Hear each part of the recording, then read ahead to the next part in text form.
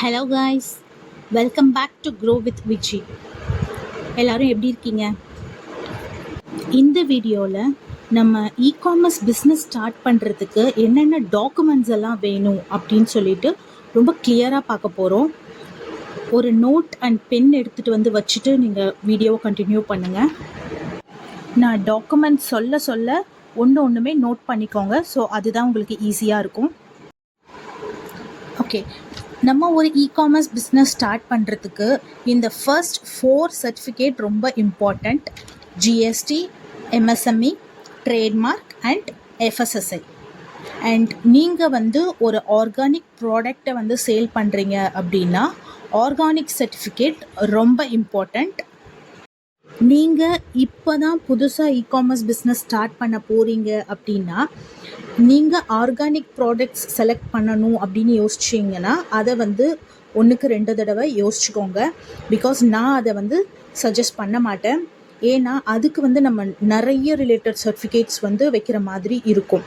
Okay, so ஆர்கானிக்குன்னு போயிட்டோன்னா நமக்கு நிறைய ரூல்ஸ் அண்ட் ரெகுலேஷன்ஸ் இருக்குது அண்ட் சர்டிஃபிகேட்ஸுமே நிறைய இருக்குது அண்ட் அதை அப்ரூவ் பண்ணுறதுக்குமே நிறைய ஃபார்மாலிட்டிஸ் இருக்குது.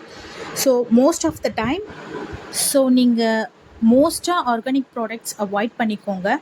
இல்லை நீங்கள் ஆல்ரெடி அதுலேயே சேல் பண்ணிக்கிட்டு இருக்கீங்க அப்படின்னா நீங்கள் ஆர்கானிக் சூஸ் பண்ணிக்கலாம். So well and good. So நம்ம இகாமர்ஸ் பிஸ்னஸில் ஃபர்ஸ்ட் எடுக்க போகிற டாக்குமெண்ட் ஜிஎஸ்டி ரொம்ப இம்பார்ட்டண்ட்டான ஒரு டாக்குமெண்ட். நம்ம ஜிஎஸ்டியை ஒரு ஜிஎஸ்டி எடுத்தாலே நம்ம மல்டிபிள் கேட்டகரிஸ் ஆஃப் ஒர்க் பண்ணலாம். லைக் சர்வீஸ் பண்ணலாம், சேல்ஸ் பண்ணலாம். இந்த மாதிரி எல்லா கேட்டகரியுமே நம்ம அதில் ஜிஎஸ்டி வாங்கும் போதே ஆட் பண்ணிக்கலாம். இல்லை நான் ஃப்யூச்சரில் ஆட் பண்ணணும் அப்படின்னாலும் நீங்கள் ஆட் பண்ணிக்கலாம். பட் அதுக்கு சார்ஜபிள். ஸோ நமக்கு அதுக்கு சார்ஜ் பண்ணுற மாதிரி இருக்கும். ஸோ ஜிஎஸ்டி நீங்கள் வாங்கும்போதே நீங்கள் என்னென்ன டைப் ஆஃப் ஒர்க் பண்ண போகிறீங்க அப்படின்றத கேட்டகரைஸ் பண்ணி எல்லாத்தையுமே நீங்கள் மென்ஷன் பண்ணிவிடுங்க. ஓகே, அண்ட் இப்போது என்னென்ன டாக்குமெண்ட்ஸ் நமக்கு வேணும் அப்படின்னு சொல்லிட்டு பார்க்கலாம். ஃபர்ஸ்ட் நமக்கு யார் பேரில் எடுக்க போகிறீங்களோ அவங்களோட பேன் கார்டு வேணும், ஆதார் கார்டு வேணும். அவங்களோட PAN card and Aadhaar card ரெண்டுமே லிங்க் ஆகிருக்கணும். ஓடிபி வரணும். அண்ட் உங்களோட ஆஃபீஸ் இல்லை உங்களோட கம்பெனியோட மெயில் ஐடி இருந்ததுன்னா அதுவும் கொடுக்கலாம்.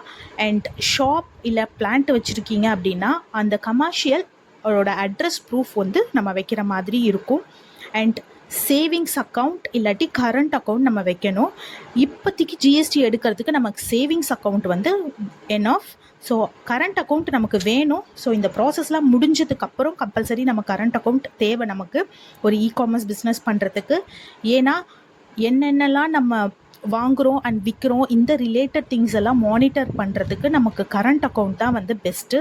நம்ம சேவிங்ஸ் அக்கௌண்ட்டையும் கரண்ட் அக்கௌண்ட்டையும் நம்ம மர்ஜ் பண்ணிக்க வேண்டாம். ஓகே, ஸோ கரண்ட் அக்கௌண்ட் எப்படி இருந்தாலும் வாங்கிடுங்க கம்பல்சரி. உங்கள் ஃபோட்டோ ஐடிக்கு ஆதார் கார்டு, டிரைவிங் லைசன்ஸ் இல்லை ஓட்டர் ஐடி நம்ம கொடுக்கலாம், ஏதாச்சும் ஒன்று.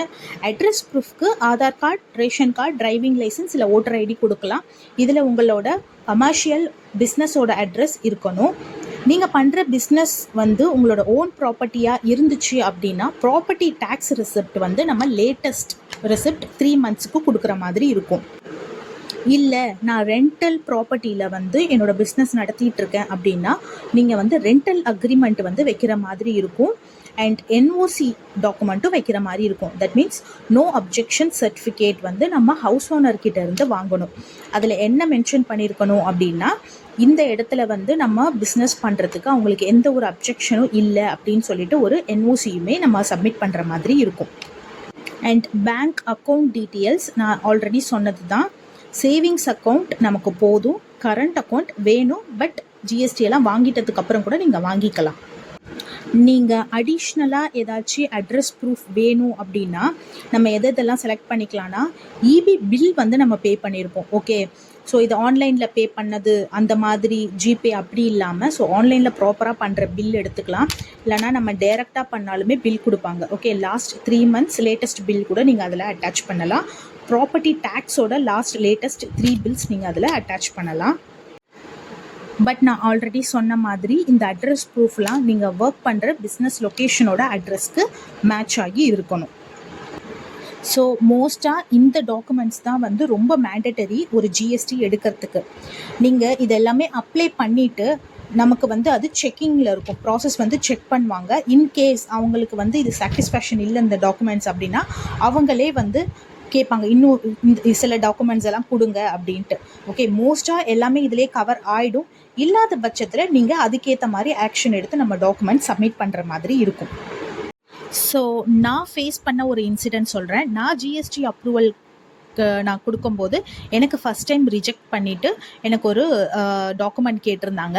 லைக் நீங்கள் வந்து நம்ம என்ஓசி வந்து கொடுத்துமே அந்த ஓனரோட ப்ராப்பர்ட்டி ஜெராக்ஸ் வந்து அப்லோட் பண்ண சொல்லியிருந்தாங்க. ஓகே, ஸோ நான் அந்த ஓனர்கிட்ட வந்து கேட்டு அவங்களோட ப்ராப்பர்ட்டி ஜெராக்ஸ் எல்லாமே வாங்கி ஸ்கேன் பண்ணி அப்லோட் பண்ணேன். ஸோ எனக்கு வந்து சக்ஸஸ் ஆகிடுச்சு. ஓகே, நெக்ஸ்ட் கொஷின், எங்கே நம்ம ஜிஎஸ்டி ரெஜிஸ்டர் பண்ணலாம்? நம்ம சிம்பிளாக இ-சேவை மையத்தில் போய் ரெஜிஸ்டர் பண்ணலாம். ஒரு நல்ல ஆடிட்டரை வந்து பார்த்து அவங்கக்கிட்ட சஜஷன் பண்ணியும் நம்ம ஜிஎஸ்டி ரெஜிஸ்டர் பண்ணலாம். ஓகே, அதோட காஸ்ட் வந்து நமக்கு அரவுண்ட் 1500 to 2000 அந்த ரேஞ்சில் வந்து இருக்கும்.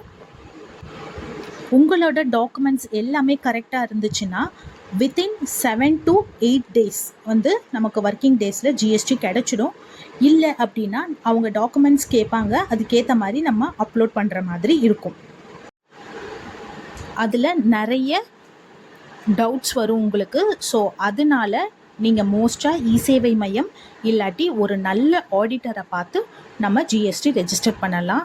அந்த ஆடிட்டருக்கு இ-காமர்ஸ் பிஸ்னஸ் ரிலேட்டட் பற்றி நல்ல நாலேஜபிள் இருக்குதா அப்படின்னு சொல்லி பார்த்துட்டு நீங்கள் ஆடிட்டரை செலக்ட் பண்ணுங்கள். ஓகே, ஸோ இந்த டீட்டெயில்ஸை வச்சு நம்ம ஒரு ஜிஎஸ்டி ஃபஸ்ட் ரெஜிஸ்டர் பண்ணி வாங்கிடலாம். Next document MSME. MSME document things பார்க்குறதுக்கு முன்னாடி நான் ஒரு சின்ன டிப் சொல்கிறேன். நம்ம வந்து இ-காமர்ஸ் பிஸ்னஸ் ஸ்டார்ட் பண்ணுறோம் அப்படின்னா நம்ம ப்ராடக்ட் வந்து ஆன்லைனில் தான் சேல் ஆகணும் அப்படின்னு கிடையாது. நம்ம ஆஃப்லைனில் கூட நம்ம ப்ராடக்டை சேல் பண்ணலாம். நம்மளோட சேல்ஸையுமே வந்து இன்க்ரீஸ் பண்ணலாம். லைக் ஒரு சின்ன சின்ன ஈவெண்ட்ஸ் வந்து க்ரியேட் பண்ணலாம். ஒரு பார்க்குக்கு வெளியே ஸ்டால் போடலாம், இல்லை பீச்சுக்கு வெளியே ஸ்டால் போடலாம். இல்லை நீங்கள் உங்களோட ஏரியாவில் இருக்கிற மக்களுக்குமே வந்து உங்கள் ப்ராடக்டை வந்து சேல் பண்ணலாம். இல்லை டிபார்ட்மெண்ட் ஸ்டோரில் போயிட்டு நீங்கள் கொஞ்சம் ஸ்பேஸ் கேட்டு அதுலேயுமே உங்கள் ப்ராடக்டை வந்து ஷோகேஸ் பண்ணி விற்கலாம். ஸோ இந்த மாதிரி ஆஃப்லைன் சேல் பண்ணுற ஆப்ஷனையுமே கொஞ்சம் யோசிங்க.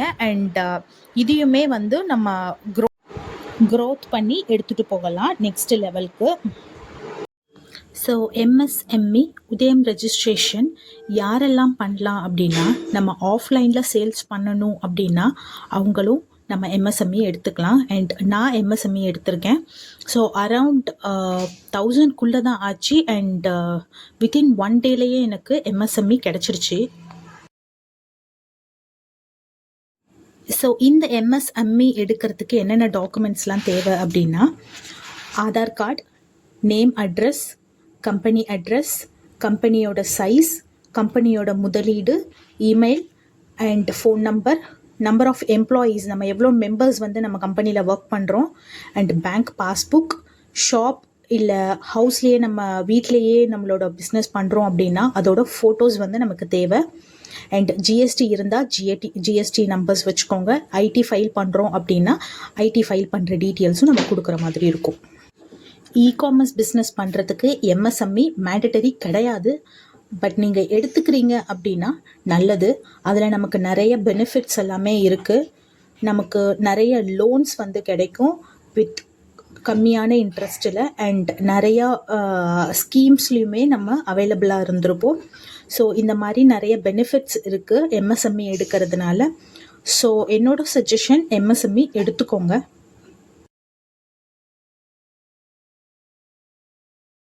ஸோ நம்ம நெக்ஸ்ட்டு பார்க்க போகிறது ட்ரேட்மார்க். ஃபர்ஸ்ட் நம்ம ட்ரேட்மார்க்னால் என்னென்னு பார்க்கலாம். ஸோ ட்ரேட்மார்க்குனா எக்ஸாம்பிளுக்கு நமக்கு எல்லாருக்குமே தெரிஞ்ச பிராண்டு ஆப்பிள். ஓகே, அவங்க பிராண்ட் நேம் இருக்குது, பிராண்ட் லோகோ இருக்குது. ஸோ இந்த பிராண்ட் நேம் லோகோவை யாராச்சும் டூப்ளிகேட் பண்ணி ஃபேக்காக ப்ராடக்ட் வந்து சேல் பண்ணாங்க அப்படின்னா, ஆப்பிள் பிராண்ட் வந்து நமக்கு ட்ரேட்மார்க் இருந்தது அப்படின்னா அவங்க கம்பல்சரி அவங்க கேஸ் போடலாம். ஓகே, ஆப்வியஸாக அவங்க ட்ரேட்மார்க் வச்சுருப்பாங்க. ஸோ அவங்க கம்பல்சரி வந்து ஃபேக்காக இருக்கிறவங்களுக்கு மேலே கேஸ் போடலாம். அந்த மாதிரி தான் நம்ம வந்து ஒரு பிராண்ட் நேம் வந்து வச்சு ஒரு லோகோ போட்டிருப்போம். அண்ட் லோகோக்கு கீழே சில பேர் கோட்ஸ் மாதிரி இல்லை ஸ்லோகன் மாதிரி வச்சுருப்பீங்க. ஓகே, இதை யாராச்சும் காப்பி பண்ணி அவங்க வந்து ஃபேக் ஐடி மாதிரி க்ரியேட் பண்ணியிருந்தாங்க அப்படின்னா நம்ம அவங்களுக்கு அகெயின்ஸ்டாக கேஸ் போடலாம். அப்படிலாம் பண்ணணும் அப்படின்னா நம்ம ட்ரேட்மார்க் எடுத்துருக்கணும். ஓகே, அண்ட் ஆன்லைன் பிஸ்னஸ் பண்ணுறோம், லைக் இ-காமர்ஸ் பிஸ்னஸ் பண்ணுறோம் அப்படின்னா நமக்கு ட்ரேட்மார்க் வந்து ரொம்ப இம்பார்ட்டண்ட். ஸோ ட்ரேட்மார்க் வந்து நிறைய கிளாஸிஃபிகேஷன்ஸ் வந்து அதில் இருக்கும். அப் டு 45 கிளாஸிஃபிகேஷன்ஸ் இருக்கும். நம்ம என்ன ப்ராடக்ட் யூஸ் பண்ணுறோமோ அந்த ப்ராடக்ட் வந்து எந்த கிளாஸிஃபிகேஷனில் வருதோ அந்த கிளாஸில் நம்மளோட நம்பர்ஸ் போட்டு நமக்கு ட்ரேட்மார்க் ரெஜிஸ்டர் பண்ணி கொடுப்பாங்க. நமக்கு ட்ரேட்மார்க் ரெஜிஸ்டர் ஆயிடுச்சு அப்படின்னா நம்மளோட பிராண்டுக்கு மேலே ஆர் அண்ட் டிஆர் அந்த மாதிரி டீட்டெயில்ஸ் வந்து சர்க்கிள் பண்ணி நம்ம போட்டிருப்போம். நம்ம வந்து இ-காமர்ஸ் பிஸ்னஸ் பண்ணுறதுக்கு ட்ரேட்மார்க் வந்து மேண்டட்டரி அப்படின்னு கேட்டிங்களா? கிடையாது. ஃபார் எக்ஸாம்பிளுக்கு அமேசானில் கூட மேண்டட்டரி கிடையாது. பட் ட்ரேட்மார்க் இருக்கிறவங்களுக்கு நிறைய ஃபீச்சர்ஸ் வந்து அவங்க கொடுக்குறாங்க. அண்ட் மீஷோவில் வந்து மேண்டட்டரி கிடையாது. ஓகே, என்னோட சஜஷன், இப்போ நீங்கள் புதுசாக பிராண்ட் பில்ட் பண்ணி எல்லாமே பண்ணுறீங்க அப்படின்னா கையோட ட்ரேட்மார்க்குமே எடுத்துருங்க. ஓகே, அதோட வேலிடிட்டி 10 இயர்ஸ். ஸோ 10 இயர்ஸ்க்கு ஒன்ஸ் வந்து நம்ம அதை ரினியூவல் பண்ணுவோம். இதோட பட் அதோட சார்ஜஸ் வந்து அரௌண்ட் 4,500 to 10,000 வரும். ஸோ இது மட்டும் கொஞ்சம் காஸ்ட் அதிகமாக இருக்கும். பட் ஸ்டில் நம்மளோட ப்ராடக்ட் அண்ட் நம்மளோட பிராண்டை வந்து நம்ம சேவ் பண்ணி வச்சுக்கலாம். இப்போ நம்ம இ-காமர்ஸ் பிஸ்னஸில் நம்ம ஒரு ஃபுட் ப்ராடக்ட் எடுக்கிறோம் அப்படின்னா கம்பல்சரி நமக்கு எஃப்எஸ்எஸ்ஐ டாக்குமெண்ட் வேணும். ஓகே, எஃப்எஸ்எஸ்ஐ லைசன்ஸ் இருந்தால் மட்டும்தான் நம்மளால் ஒரு ஃபுட் ப்ராடக்டை இ-காமர்ஸில் சேல் பண்ண முடியும். ஓகே, இந்த எஃப்எஸ்எஸ்ஐயை வந்து நம்ம 3 க்ரைட்டீரியாவை பிரிக்கிறோம். Types, basic licence, state and central லைசன்ஸ்ன்ட்டு 3 டைப் வச்சுருக்கோம். ஸோ பேசிக்ஸ் லைசன்ஸ் யாரெல்லாம் எடுக்கலாங்கன்னா அப் டு 12 lakhs வந்து பர் ஆனம் டர்ன் ஓவர் நம்ம வச்சுருக்கோம் அப்படின்னா அவங்க பேசிக்ஸ் எடுக்கலாம். ஸ்டேட் வந்து 12 lakhs to 20 crores வந்து வச்சுருக்கிறவங்க எடுக்கலாம். அண்ட் சென்ட்ரல் லைசன்ஸ் வந்து அபவ் 20 crore வந்து க்ராஸ் பண்ணுறவங்க சென்ட்ரல் லைசன்ஸ் எடுக்கலாம். ஓகே, ஸோ நம்ம ஒரு இ-காமர்ஸ் பிஸ்னஸ் ஸ்டார்ட் பண்ணி நம்ம பண்ணுறதுக்கு வந்து ஸ்டேட் லைசன்ஸ் வந்து ரொம்ப போதுமானது. ஸோ நீங்கள் ஒரு எஃப்எஸ்எஸ்ஐ எடுக்கிறதுக்கு என்னென்ன டாக்குமெண்ட்ஸ்லாம் தேவை அப்படின்னா PAN card, Aadhaar card, passport size photo, பிஸ்னஸோட ப்ரூஃப், அட்ரஸ் ப்ரூஃப், பிஸ்னஸ் யூனிட்டோட ஃபோட்டோ, நம்ம ப்ராடக்டோ லிஸ்டிங் பண்ண மாதிரி ஒரு ஃபோட்டோ வேணும். ஐ மீன் நம்ம வீட்டில் இருந்தோன்னா வீட்டிலையே இருக்கிற மாதிரி ஒன்று காட்டுங்க. அண்ட் இல்லை நீங்கள் வந்து இப்போது லைக் ரீலேபிளிங் பண்ண போகிறீங்க, வேறு ஒருத்தவங்களோட ப்ராடக்டை வந்து ஹோல்சேலாக வாங்கி நீங்கள் பண்ண போகிறீங்க அப்படின்னா அவங்கக்கிட்ட வந்து ஃபோட்டோஸ் வாங்கிக்கலாம். இல்லை அவங்களோட ப்ராடக்டை வாங்கி உங்களோட பேரில் நீங்கள் பண்ணுறீங்க அப்படின்னா லைக் ரீலேபிளிங் பண்ணுறீங்க அந்த மாதிரினா அவங்களோட ஃபோட்டோஸையுமே மேனுஃபேக்சரர்கிட்டேருந்து நம்ம ஃபோட்டோஸ் வாங்கி நம்ம அதை வந்து அப்லோட் பண்ணணும்.